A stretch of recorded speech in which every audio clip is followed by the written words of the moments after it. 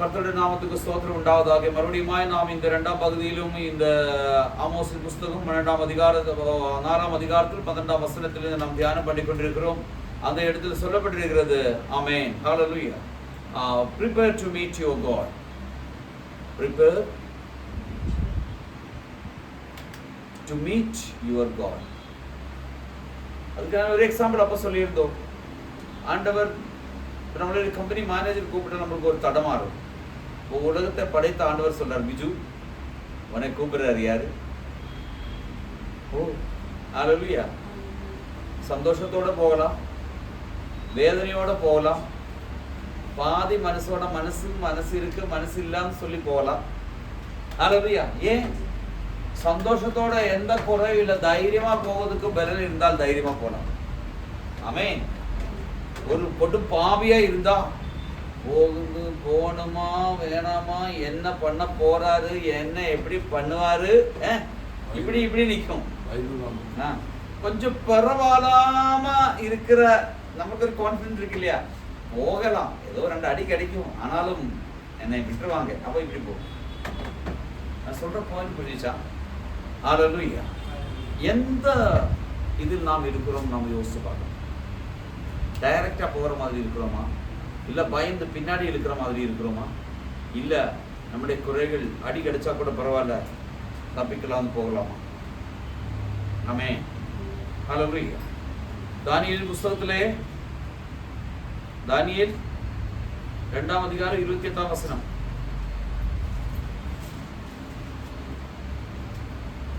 ஒரு ஆள் கன்னடத்தில் வாசிங்க, ஒரு ஆள் தமிழ்ல வாசிங்க.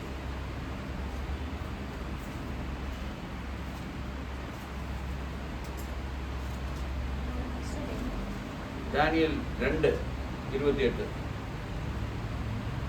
ಆದರೆ ರಹಸ್ಯಗಳನ್ನು ವ್ಯಕ್ತಗೊಳಿಸುವ ಒಬ್ಬನಿದ್ದಾನೆ, ಆತನು ದೇವರು, ಪರಲೋಕದಲ್ಲಿದ್ದಾನೆ. ಆದರೆ ರಹಸ್ಯಗಳನ್ನು ವ್ಯಕ್ತಗೊಳಿಸುವ ಒಬ್ಬನಿದ್ದಾನೆ, ಆತನು ದೇವರು, ಪರಲೋಕದಲ್ಲಿದ್ದಾನೆ. ಆಮೆನ್. ಉತ್ತರ ಕಾಲದಲ್ಲಿ ನಡೆಯತಕ್ಕದ್ದನ್ನು ಆತನೇ ರಾಜನಾದ ನೆಬೂಕದ್ನೆಚ್ಚರನಿಗೆ ತಿಳಿಯಪಡಿಸಿದ್ದಾನೆ. ஆமென். நமக்கு தெரியும் நெபுகத்நேச்சருக்கு தமிழ் படிங்க. மறைபொருள்களை வெளிப்படுத்துகிற பரலோகத்தில் இருக்கிற தேவன் கடைசி நாட்களில் சமரிப்பதை ராஜாவாகிய நெபுகத்நேச்சருக்கு தெரிவித்திருக்கிறார். உம்முடைய சொப்பனமும் உம்மது படுக்கையின் மேல் உம்முடைய தலையில் உண்டான தரிசனங்களும் என்னவென்றால். ஹல்லேலூயா. ரகசியங்களை வெளிப்படுத்துகிற ஒரு ஆண்டவர் இருக்கிறார். ஆமென். இந்த இடத்துல வரும்போது தான் கொஞ்சம் பிரச்சனை. உனக்கு எப்படி தெரியும்? நான் அங்கே போனது உனக்கு எப்படி தெரியும்? நான் இங்கே உட்காந்து சாப்பிடுறது உனக்கு எப்படி தெரியும்? நான் அங்கே போய் நின்று உனக்கு எப்படி தெரியும்? எல்லாம் தெரியும். ஹல்லேலூயா, ஹல்லேலூயா. ரகசியங்களை வெளிப்படுத்துகிற ஒரு ஆண்டவர் இருக்கிறார். புதிய ஏற்பாடில் நாம் வரும்பொழுது வரங்களிலே ஒரு வரம் ரகசியங்களை வெளிப்படுத்துகிற வரம். என்ன வரம்? ரகசியங்களை வெளிப்படுத்துகிற வரம். ஆண்டவர் நமக்குள்ள இருந்தாலும் நம்ம ரகசியங்களை கண்டுபிடிக்க முடியும். இப்படி பண்ணுவாடா அப்படி இல்லை. ரேகையோட சுபாவத்தை எல்லாம் தெரிஞ்சுட்டு ரேகை குறித்து பேசக்கூடாது, அது ரகசியம் இல்லை. பாக்கியது சுபாவம் எல்லாம் எனக்கு தெரியும், அது வச்சுட்டு இருக்கணும், இப்படி இருக்கலாம். அது ஆண்டவர் பேசுறது எல்லாம் பரிசுத்தாவி பேசுறது அல்ல. பரிசுத்தாவி அப்படி எல்லாம் பேசுறது. ஆமென். எல்லாருடைய சுபாவம் நல்லா தெரியும். யாருக்கு? ஆண்டவருக்கு, பரிசுத்தாவிக்கு தெரியும். ஆனால் நடக்க போகிற காரியங்களை குறித்து ரகசியங்களை வெளிப்படுத்த அந்த ஆண்டவரால் மட்டும் முடியும். தானியேல் சொல்கிற ஒரு வார்த்தை இது. அவனோட சொப்பனத்தை வியாக்கியானம் பண்ண அந்த இடத்துல மந்திரவாதிகளுக்கோ யாருக்குமே முடியல. யார் இருக்கான்னு அவன் தேடும்படுதா. தானியேல் சொல்லுகிறான், தேவன் இருக்கிறார், அவன் ரகசியங்களை வெளிப்படுத்துகிறவன். ஆமென். பழைய ஏற்பாட்டில் இனி நம்ம படிக்கும் பொழுது அந்த இடத்தில் யோசேப்பு என்ற மனுஷன் சொப்பனங்களை வியாக்கியானம் பண்ணுகிறவன். அவன் தேவன். ஹல்லேலூயா. என் தேவன் என்ன உனக்கு காரியங்களை வெளிப்படுத்தி கொடுப்பாருன்னு சொன்னார். ஹல்லேலூயா, ஹல்லேலூயா. நான் சொன்னோம், இன்னைக்கு 18ஆம் நாள் உபவாச நாள். என்ன கேட்கிற தேவனுடைய பிள்ளையே, நாம் அப்படி அக்கினி நெருப்பா இருக்கணும். ஹல்லேலூயா, glory, ஹல்லேலூயா. அதோட 30ஆம் வசனம் கூட வாசிங்க. ನಾನೇ ಎಲ್ಲ ಜೀವಂತರಿಗಿಂತ ಹೆಚ್ಚು ಬುದ್ಧಿಯುಳ್ಳವನಂತಲ್ಲ. ಕನಸಿನ ಅಭಿಪ್ರಾಯವು ರಾಜನಿಗೆ ಗೋಚರವಾಗಿ ನಿನ್ನ ಮನಸ್ಸಿನ ಯೋಚನೆಯ ವಿಷಯವು ನಿನಗೆ ತಿಳಿದು ಬರಲಿ ಎಂದು ಈ ರಹಸ್ಯವು ನನಗೆ ವ್ಯಕ್ತವಾಗಿದೆ. ஆமென். தமிழ் படிங்க. உயிரோடு இருக்கிற எல்லாரை பார்க்கிலும் எனக்கு அதிக ஞானம் உண்டென்பதினாலே அல்ல. ஆமென். கவனிங்க, அந்த இடத்திலும் தானியேல் தன்னையே தாழ்த்துகிறான். அவன் யாருடைய சொப்பனத்தை, யாருடைய தரிசனத்தை வியாக்கியானம் பண்ணணும்? அவன் ஒரு ராஜா. நாங்க எல்லாம் ஆயிருந்திருக்கணும், ஒரு சூட்டெல்லாம் வாங்கி போட்டு யாருடையாச்சும் காரு வாடகைக்கு எடுத்து அப்படி ஜாம், நான் போயிட்டு வர்றேன், நீங்க எல்லாம் இங்க சபையில் வந்து உட்காந்து ஜெபிக்கணும், ராஜா கூப்பிட்டு இருக்கிறாரு, நான் போய் சொல்லிட்டு வர்றேன். ஓ, ஹல்லேலூயா, ஆமென். அவன் தன்னை தான் தாழ்த்துகிறான். ஹல்லேலூயா, தாழ்மை உள்ளவனை கர்த்தர் உயர்த்துகிறார். ஆமென்.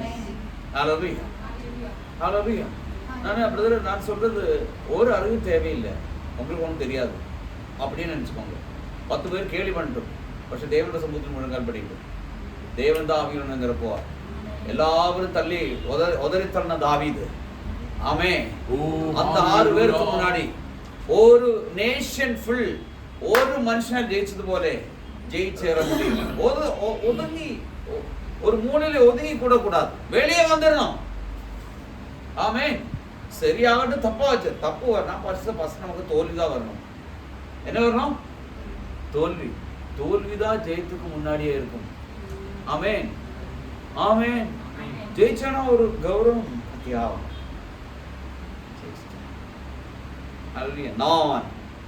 நான் படிச்சேன் தெரியுமா, அவன் தப்பு தான் சொல்றது, முயற்சி எடுக்கிறது அந்த தப்பு இல்லை. ஆமென், ஹல்லேலூயா. பட் தோல்வி எப்பொழுதும் வெற்றிக்குதான். ஆனா தாவீதின் வாழ்க்கையிலே தோல்வியை பற்றி எந்த இடத்திலும் காணாம். அவன் சொல்லுகிறான், சிங்கத்தின் வாயில் இருந்து, கரடியின் வாயில் இருந்து நான் ஆடுகளை என்ன பண்ணியிருக்கேன். ஓ, ஹல்லேலூயா. இது ராஜாவா பார்த்தது. ஆனா அந்த வார்த்தையை அப்படி சவுல் ராஜா நம்புறான். காரணம் என்ன தெரியுமா? இவனுக்குள்ள இருக்கிற அபிஷேகத்தின் வல்லமதான் பேசிக் கொண்டிருக்கிறான். 2, அவனுடைய உள்ளத்தின் ஆழத்திலிருந்து அவன் பேசுகிறான். 3, அவன் ஆர்வமா பேசுகிறான். 4, தன் ஜனத்தை விடுவிக்க வேண்டும் என்ற வெறியோட பேசுகிறான். 5, அவனுடைய ஆண்டவருக்கு விரோதமாய் பேசினவனை இல்லாய்மை பண்ண வேண்டும் என்ற ஒரு உறுதியான முடிவோடு அவன் பேசுகிறான். ஹல்லேலூயா, ஆமென். தேவபிள்ளையே, இன்னைக்கு நாம் அப்படி பண்ண முடியாததுக்கு காரணம் நம்முடைய வாழ்க்கையிலே ஏதோ இடத்தில் தேவாவிக்கு, தேவ வல்லமைக்கு கிரியை செய்யாதபடிக்கு ஏதோ தடை இருக்கிறது. மறைமுகமாய் இருக்கிற ரகசியங்களை வெளிப்படுத்த தேவ வல்லமை. எனக்கு சிலரை குறித்து சில காரியங்கள் ரகசியங்களை சொன்னான். பட் இப்போ அது சொல்லாதுன்னு சொன்னான். பிரச்சனை ஆயிடுவாங்க. என்ன? அவங்களே போய் கேட்டா அவங்க என்ன சொல்லுவாங்க? நானா? எப்படி? நானா? ஹல்லேலூயா. நான் சொல்ல வருகிறது, நேரம் வரும், பொறுமையா இருக்க சொன்னார். ஆமென், ஹல்லேலூயா. ஆண்டவரை மீட் பண்ண ஆயத்தமா இருக்கிறோமா தேவ பிள்ளையே?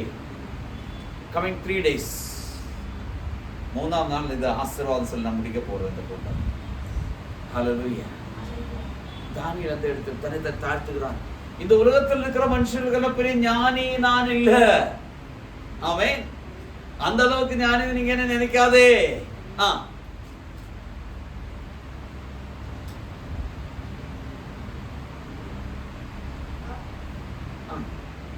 அர்த்தம் ராஜாவுக்கு தெரிய வரவும் உம்முடைய இதயத்தின் நினைவுகளை நீர் அறியவும் இந்த மறைபொருள் எனக்கு தெரியாது. ஆமென். ராஜாவுக்கு தெரிய வேண்டும். ஓ, glory, ஹல்லேலூயா. ராஜா உணர வேண்டும், இப்படி ஒரு ஆண்டவர் இருக்கிறார். நான் ஆண்டவருடைய மகன் ஊழியர் அவர் தெரிய வேண்டும்படிக்காக இந்த காரியத்தை என் மூலமாக வெளிப்படுத்துகிறேன். இது எனக்கு பேருக்கு பெருமைக்கு பப்ளிசிட்டிக்கு அல்ல. ஆமென். போடு, ஒரு போஸ்டர் அடிச்சு போடு, ஒரு ரீல் போடு, இன்ஸ்டாவில் போடு, எக்ஸில் போடு. போடக்கூடாதுன்னு நான் சொல்ல வரல. ஆமென். பட் முக்கியம் அது இல்ல, தேவனா மகிமைக்காக இருக்கணும். ஹல்லேலூயா. அங்கே அப்படி சொல்லப்படுகிறது. இந்த வார்த்தை சொல்றதுக்கு என்ன காரணம்? ஆமென். என்ன காரணம்? நான் திரும்பி ஆமோஸ் தீர்க்கதரிசி புத்தகத்தில் திரும்பி வருவோம்.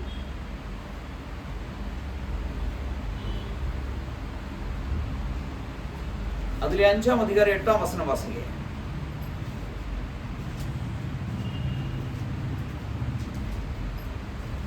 அவர் அருமையையும் மிருகசீரித்தையும் உண்டாக்கினவர்.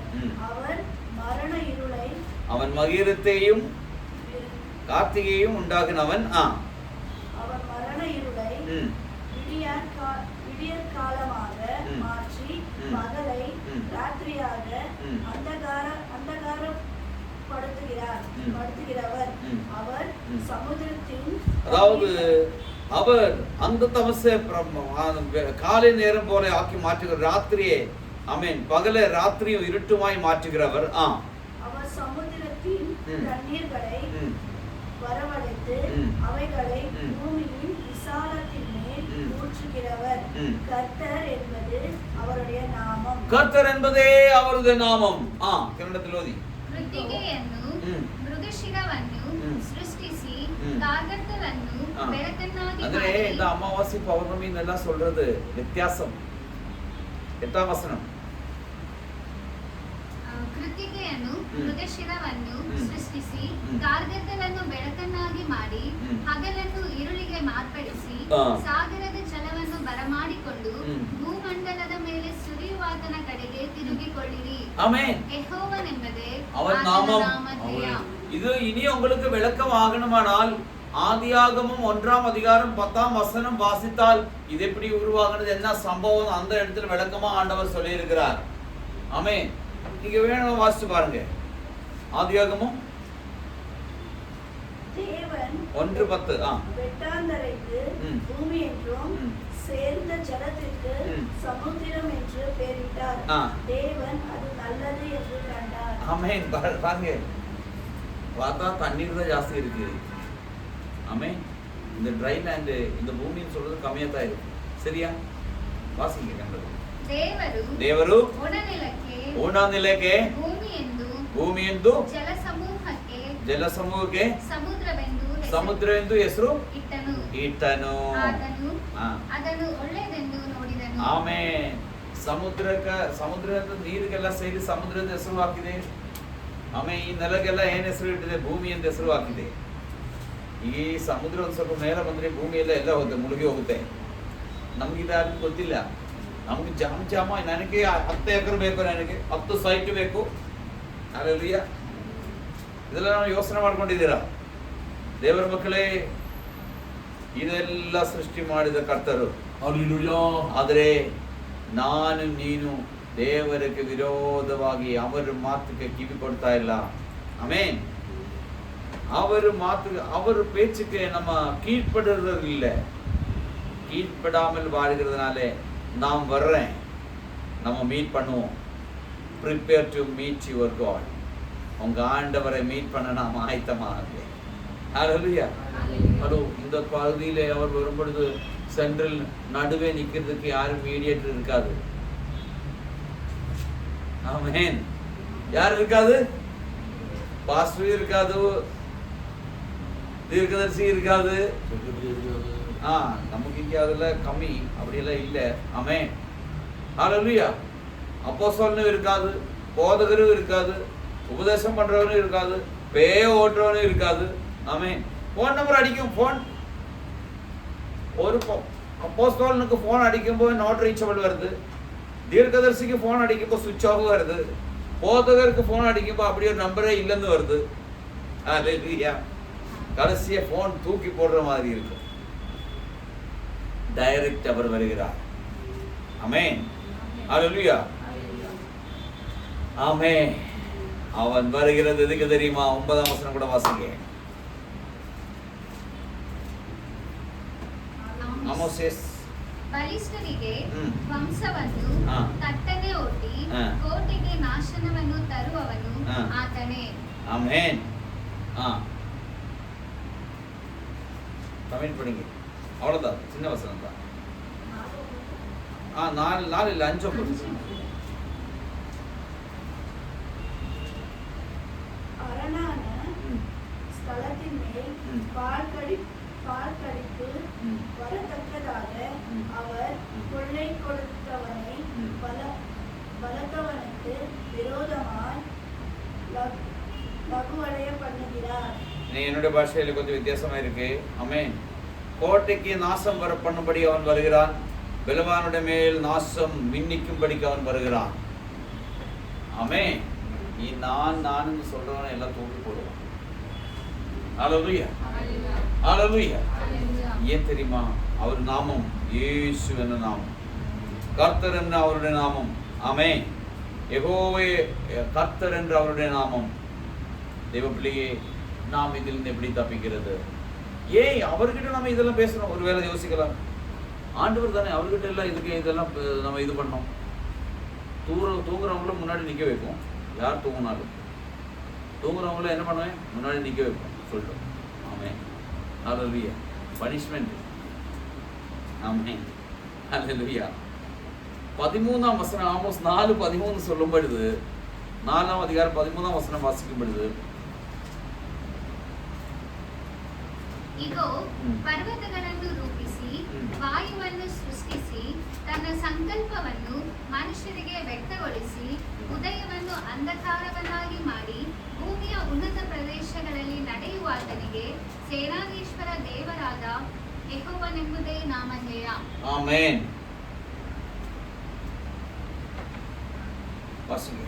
அவர் பர்வதங்களை உருவாக்கினவரும் காற்றை சிருஷ்டித்தவரும் மனுஷனுடைய நினைவுகள் இன்னதென்று அவனுக்கு வெளிப்படுத்துகிறவரும் விடியற் காலத்தை அந்தகாரமாக்குகிறவரும் பூமியினுடைய உயர்ந்த ஸ்தானங்களின் மேல்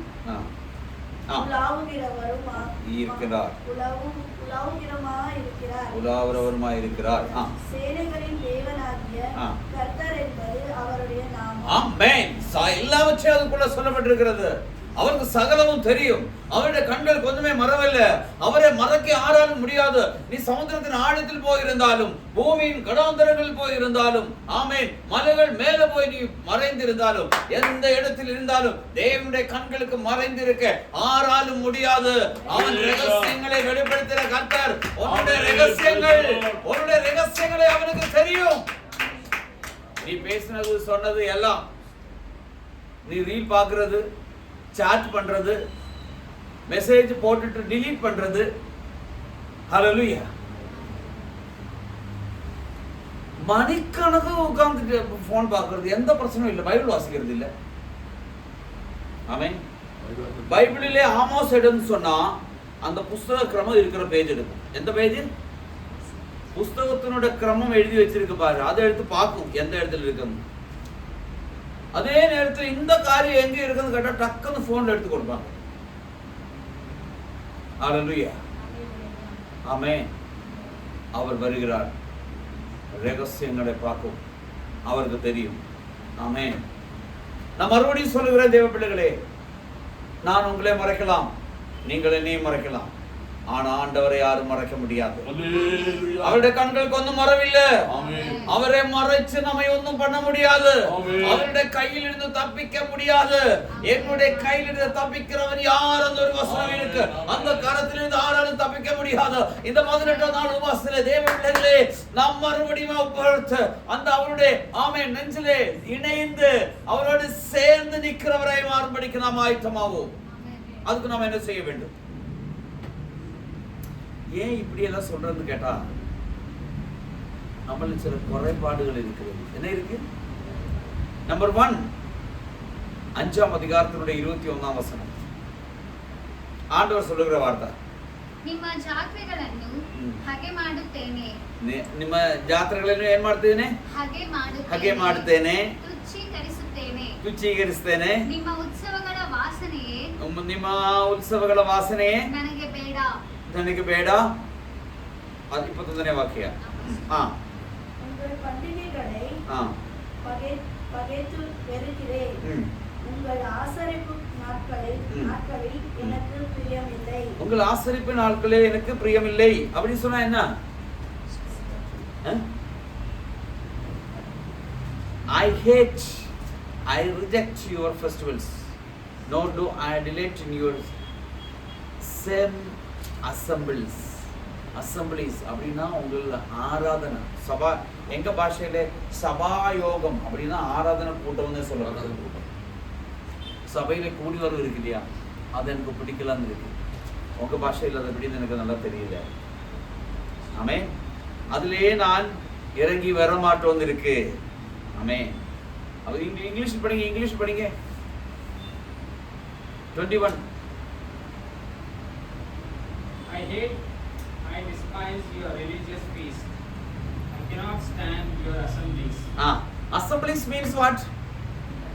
Gathering, கூடி வர்றது. நம்ம எங்க கூடி வந்திருக்கிறோம்? ஆமென். இந்த அசெம்பிளியில் யாரும் வர மாட்டார். கர்த்தர் வரணுமானால் அவரை வரவழைக்கணும். மார்க்கு சுவிசேஷம் எழுதும் பொழுது 10ஆம் அதிகாரத்தில் நாம் வாசிக்கும் பொழுது, நீங்கள் வாசிக்க வேணும்னா நோட் பண்ணிக்கோங்க, அப்புறம் வீட்டுக்கு போய் வாசிக்கோங்க. ஒரு குருடன் கத்தி கதறி கூப்பிட்டான்.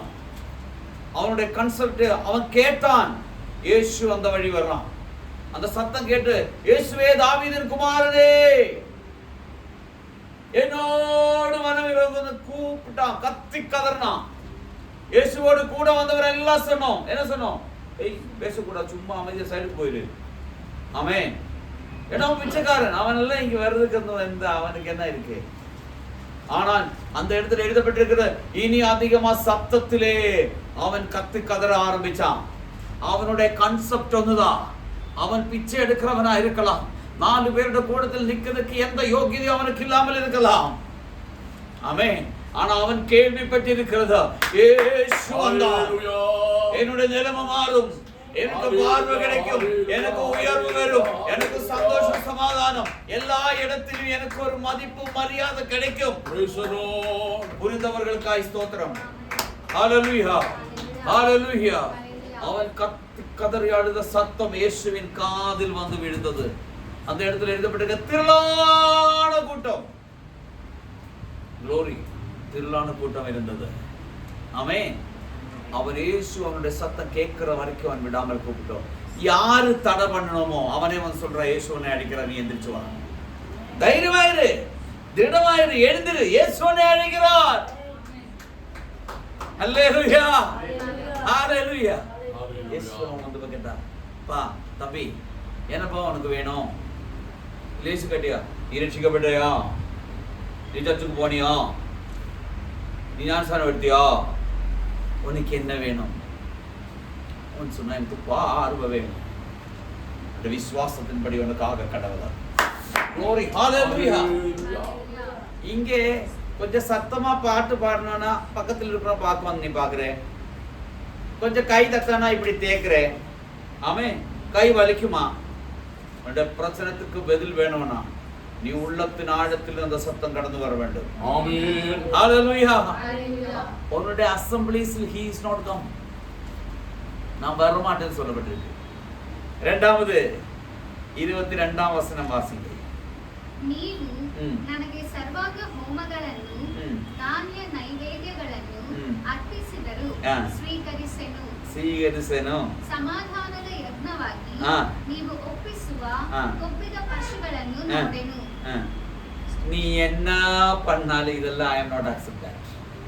ஹலோ, உங்கள் தகன பலிகளையும் போஜன பலிகளையும் எனக்கு படைத்தாலும் நான் அங்கீகரிக்க மாட்டேன். கொடுமையான உங்கள் மிருகங்களின் ஸ்தோத்திர பலிகளையும் நான் நோக்கி பார்க்க மாட்டேன். நான் நோக்கி பார்க்க மாட்டேன். சிலர் சோத்திர சொல்லி சொல்லி சோத்திர இப்ப சூத்திரம்னு வருது. எப்படி? ஆமே, ஹalleluya. கிளியரா ஸ்தோத்திரம் கூட சொல்ல தெரியல. ஹalleluya. இதெல்லாம் நடக்காது.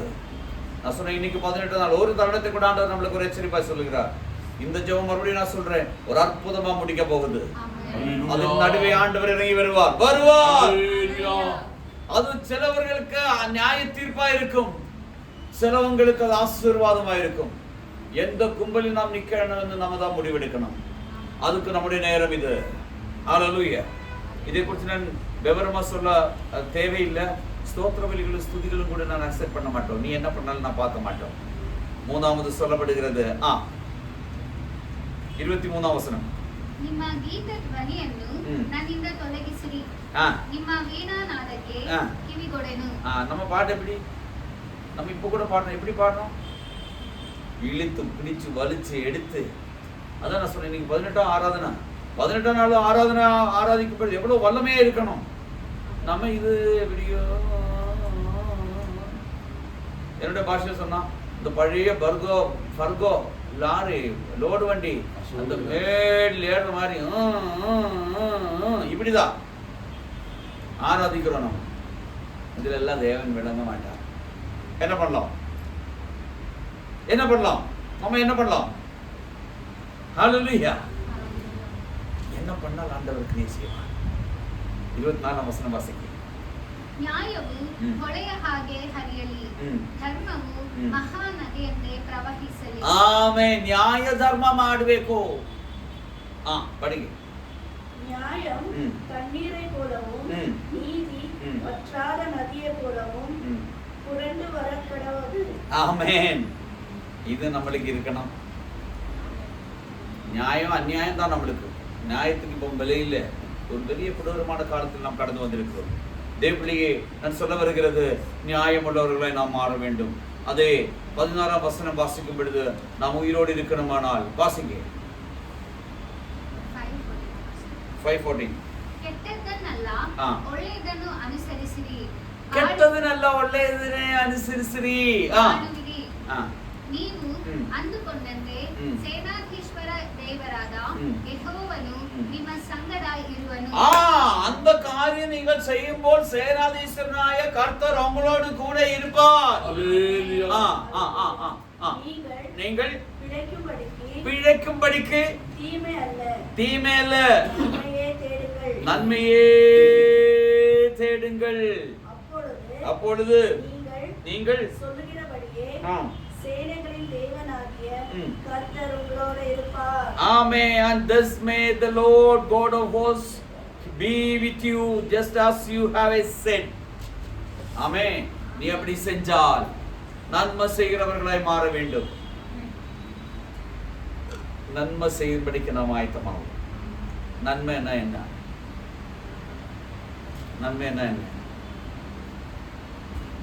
Hello, praise the lord.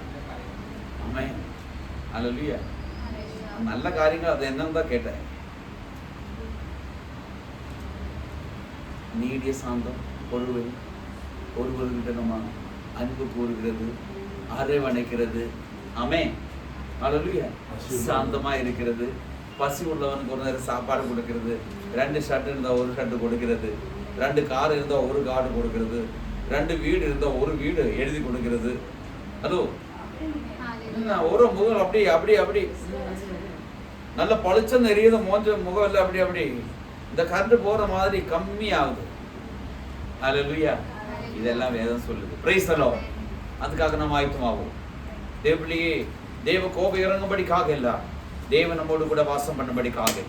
ஆமென். நன்மை செய்ய நாடுங்கள், அப்பொழுது கர்த்தர் உங்களோடு கூட இருப்பார். ஆமென். ஹalleluya. கர்த்தர் நம்மளை ஆசீர்வதிப்பாராக. நம் கண்களை மூடுவோம்.